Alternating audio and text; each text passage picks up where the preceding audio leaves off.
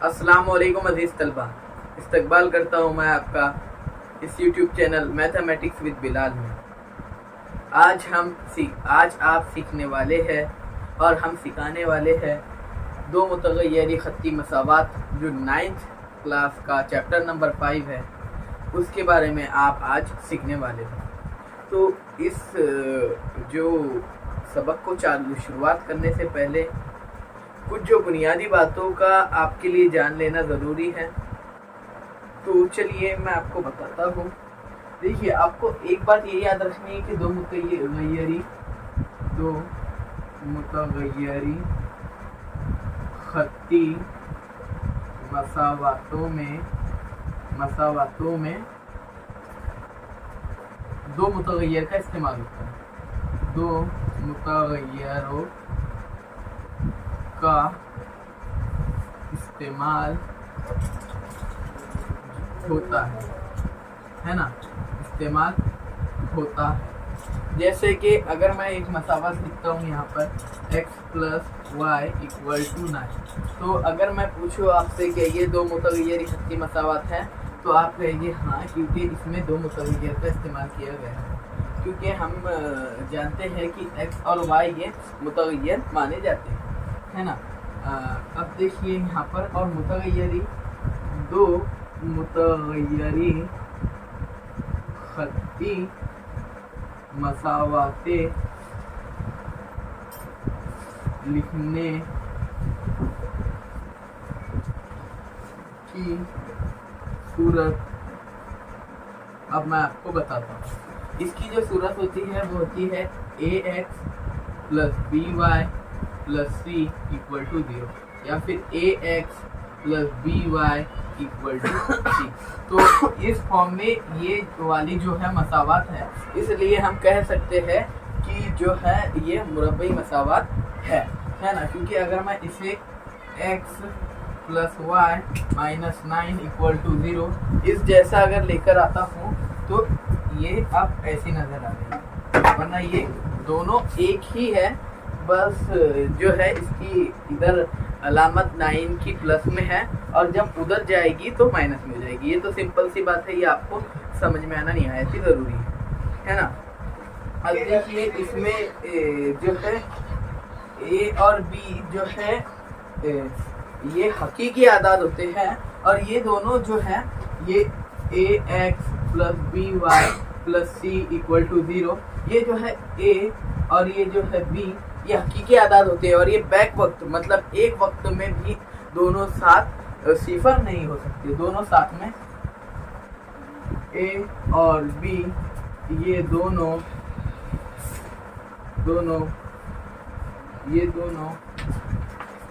हकीकी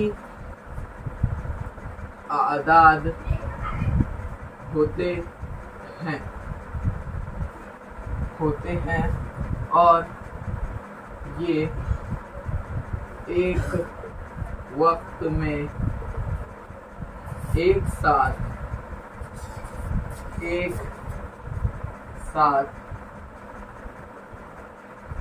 सिफर नहीं हो सकते, है ना। तो देखिए, ये जो है a और b ये दोनों हकीकी आदाद होते हैं जो कि बैक वक्त, मतलब एक वक्त में सिफर नहीं हो सकते। यानी अगर ये हो जाए सिफर, समझो अगर ax सिफर हो जाए तो by सिफर नहीं होना चाहिए, वरना फिर वो मुतग़य्यरी ख़त्ती मसावात नहीं कहलाएगी, है ना। और अगर by अगर 0 हो जाए तो ax का जो है 0 होना बनता ही नहीं है ना। तो देखिए, अब चलिए, अब हम एक मिसाल के ज़रिए समझते हैं कि इन्हें किस तरह, दो मुतग़य्यरी ख़त्ती मसावात को किस तरह हल किया जाता है। तो चलिए बढ़ते हैं मिसाल की तरफ।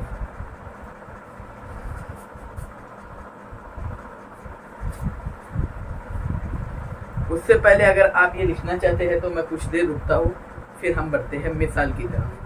देखिए, मैं आपको एक बात ये बताना भूल गया था कि ये जो ax + by + c = 0, तो इसमें जो a और b होते हैं, तो इसकी जगह हम ये जो है नंबरात को लिखते हैं तो इन्हें हकीकी आदात कहा जाता है, तो इन्हें हम ज़रीब कहते हैं, है ना। तो आपको ये याद रखना है कि x और y को मुतगय्यर कहते हैं। इसमें अब जो है जो हमारे अंग्रेजी हुर्फ़ तरजीह है, इनमें से आप किसी का भी इस्तेमाल करते हो, A to Z में से किसी का भी दो मुतगय्यरों का इस्तेमाल कर सकते हो, है ना। और आप इसमें जो है ABCD कोई भी दो मुतगय्यरों का इस्तेमाल कर सकते हैं। तो चलिए, दो मुतगय्यरी खत्ती मसावात हल करने के भी दो तरीके हैं, एक है इखराज का तरीका और एक है इस्तब्दाल का तरीका। इस्तब्दाल का तरीका, है ना। तो जो है ज़्यादातर एग्ज़ाम में जो है इखराज का तरीका पूछा जाता है, इसलिए हम इखराज के तरीके से ही इसे मसावात को हल करने की कोशिश करेंगे। तो इखराज के तरीके में होता क्या है कि जो मसावात की ज़रीब यकसा नहीं होती, यहाँ पर मसावात की जो है ज़रीब हमें यकसा नहीं दिखाई दे रहे हैं, है ना। तो हम क्या करेंगे, जो पहली मसावात होगी उसे 3 से ज़रब दे देंगे। क्या करेंगे, 3 से ज़रब दे देंगे। तो मैं यहाँ पर आपको लिखकर दिखाता हूँ कि किस तरह हम इस मसावात को इसके ज़रीब को यकसा करेंगे। तो हम लिखेंगे कि मसावात 1 को 3 से ज़रब करने पर, है ना। ये जो है अखराज का तरीके से हम इस इखराज या अखराज जो भी बोले, तो मसावात को जो है ज़रीबों को यकसा कर दिया जाता है और फिर उस मसावात को हल किया जाता है। तो देखिए, मैं बता रहा हूँ आपको मसावात को 3 से ज़रब करने का, है ना। तो 3 से ज़रब किया जाएगा, पहले हम मसावात लिख लेते हैं। 3x + y = 5। ये जो है हमारी मसावात नंबर 1 है ना। तो हम इसे 1 दे ही देते हैं, वरना हमें कंफ्यूजन हो जाएगा, है ना। अब देखिए, इसे 3 से ज़रब दे रहे हैं तो क्या हो जाएगा, ये 3 से ज़रब हो रहा है तो 3 × 9x हो जाएगा, ये प्लस ये 3y और ये 15 हो जाएगा। अब ये होगी हमारी मसावात नंबर 3। और अब अगर आप मसावात 3 और 2 पर गौर फरमाएंगे तो आपको जो है ज़रीब यकसा दिखाई दे रहे हैं, है ना। तो अब हम क्या करेंगे, इन मसावातों को इखराज के तरीके से हल करेंगे, जो कि हम हल करते आ रहे हैं। तो हम क्या करेंगे, मसावात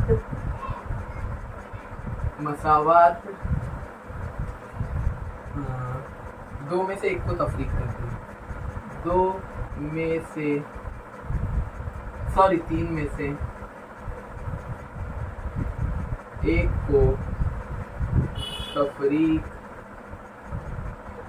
करने पर, देखिए ये लाइन मैंने लिख लिया। अब देखिए, अब हम क्या करते हैं, मसावात 3 लिख लेते हैं। मसावात 3 क्या है, 9x + 3y = 15, है ना। ये जो है हमारी मसावात नंबर 3 है। अब मसावात नंबर 1 क्या है, मसावात 2 ना, मसावात 3 में से 2 को तफरीक कर रहे हैं। मसावात 2 कुछ यूँ है कि 2x + 3y = 1। ये जो है हमारे पास मसावात मौजूद है। तो अब जब हम इस मसावात को क्या कर रहे हैं, तफरीक कर रहे हैं, तो सबकी अलामतें जो है वो चेंज हो जाएंगी, है ना। तो अब क्या होगा, 9x में से 2x बच गए तो कितना बचता है, 7x बचता है। प्लस माइनस वाले कैंसिल हो जाते हैं, हम इसे 0 भी लिख सकते थे, पर वो लिखने की ज़रूरत नहीं है ना। और अब ये 15 में से 1 गया, बचा कितना, 14। अब x की वैल्यू आ गई, 7x को इधर ही रखो, 14 को भी ऐसे ही रखो कुछ देर। और अब ये इनटू में है, मतलब के ज़रब में है, तो जब ये इक्वल की इस जानिब जाएगा, यानी बराबर की उस साइड में जाएगा, तो इसकी अलामत तब्दील होकर तकसीम की हो जाएगी, है ना। तो ये हो गया 7। अभी 7 × 7, 7 दूनी 14। x की वैल्यू क्या आ गई, 2 आ गई, है ना। अब हम क्या करेंगे, x = 2 को छोटी मसावात में रख लेंगे, मतलब मसावात नंबर 1 में रख लेंगे। किसी भी मसावात में रखेंगे तो हल एक ही आने वाला है, लेकिन हम कर रहे हैं ताकि हम आपको प्लस वाली मसावात में इसलिए कीमत रखकर बता रहे हैं ताकि आपको अच्छे से समझ आ जाए, है ना। तो अब x = 2 को मैं मसावात किसमें रखता हूँ, 1 में। मसावात 1 में रखने पर उम्मीद है आपको मेरी राइटिंग समझ में आ रही होगी, है ना।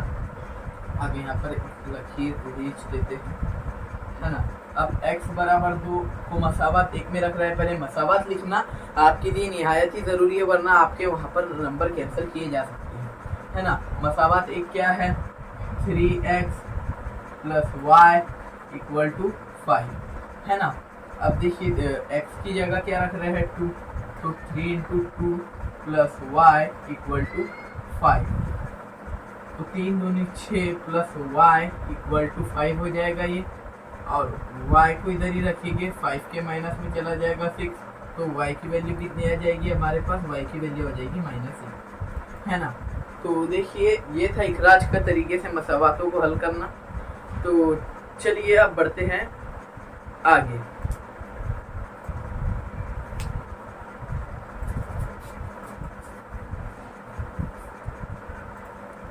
अजीज तलबा, उम्मीद करता हूँ आपको हमारी ये वीडियो जो बेसिक वीडियो थी 2 मुतगय्यरी खत्ती मसावातों की, तो आपको पसंद आई होगी।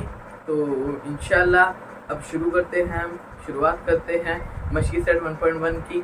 तो वीडियो को लाइक कीजिए, शेयर कीजिए और उर्दू मीडियम की तलबा में ज़्यादा से ज़्यादा शेयर कीजिए।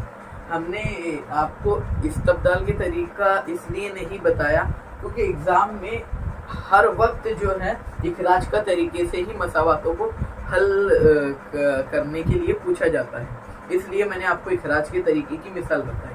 हम आपको इस्तब्दाल के तरीके की बता सकते थे, लेकिन अब जो है 9th क्लास के भी एग्ज़ाम अनकरीब है ना, इसलिए हमने आपको जो है इसका जो है बता दिया कि किस तरह इखराज के तरीके से मुरब्बी मसावातों को मुतगय्यरी खत्ती मसावातों को हल किया जाता है।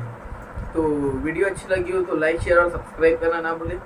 चलिए बाय बाय, जज़ाकल्लाह ताला खैर, मिलते हैं नेक्स्ट वीडियो।